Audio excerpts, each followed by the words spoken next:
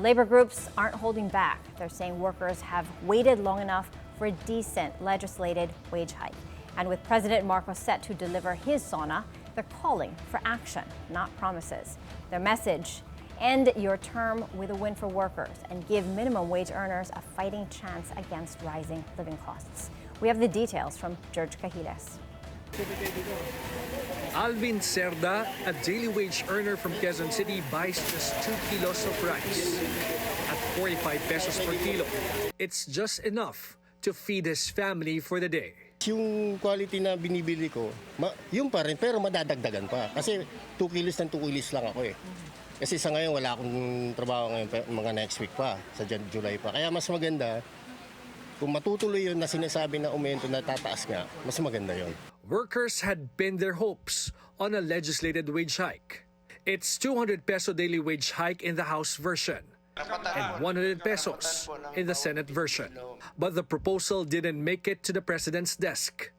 A bicameral conference was not convened before the 19th Congress adjourned. The business sector had also expressed opposition. Even President Marcos appeared unconvinced. In his last SONA, he pointed to wage increases already issued by regional wage boards. With tripartite consensus, minimum wage levels have been increased in various sectors in all regions, including the BARM, for workers and private establishments.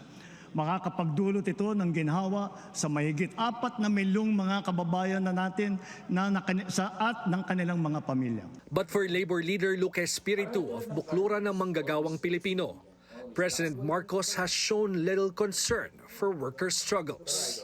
Hindi niya inangat ang buhay ng masang Pilipino. And ito na sana ang opportunity ni Bongbong Marcos to show na meron naman siyang binibigay na relief sa krisis na nararamdaman ng masang Pilipino. And he failed the challenge. In the Philippines, if only one family member earns minimum wage and supports a family of 5, that family is still considered poor, based on the government's own poverty threshold. For example, in the NCR, where the daily minimum wage is 695 pesos, a worker earns around 15,290 pesos per month. That's 423 pesos lower than the region's poverty threshold. But the gap is even more pronounced in the regions, like in Bicol, where the difference between the monthly minimum wage and the poverty threshold reaches nearly 5,000 pesos.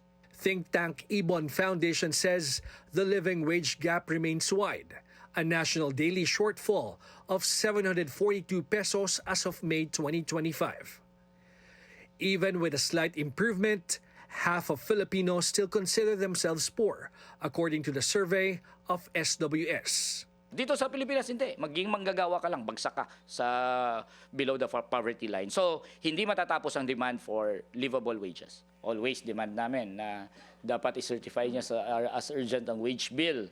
Tapos pagkatapos niya i-certify as urgent ang wage bill, pirmahan niya.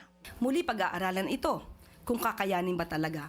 Kasi kung magdudulot naman ito ng layoff dahil hindi kakayanin ng karamihang maliliit na mga negosyante, mas marami pong mahihirapang mga manggagawa dahil baka mawalan sila ng trabaho. Kaya po lahat ng ito ay pag-aaralan para sa ikabubuti po ng lahat. With the opening of the 20th Congress, some lawmakers have promised to refile the wage hike bill. But will Congress leaders act on it immediately? Will President Marcos change his position before leaving office? Or will higher wages remain just a dream as millions of workers continue to struggle with hunger and hardship? Gerg Cahiles, Billionaire News Channel.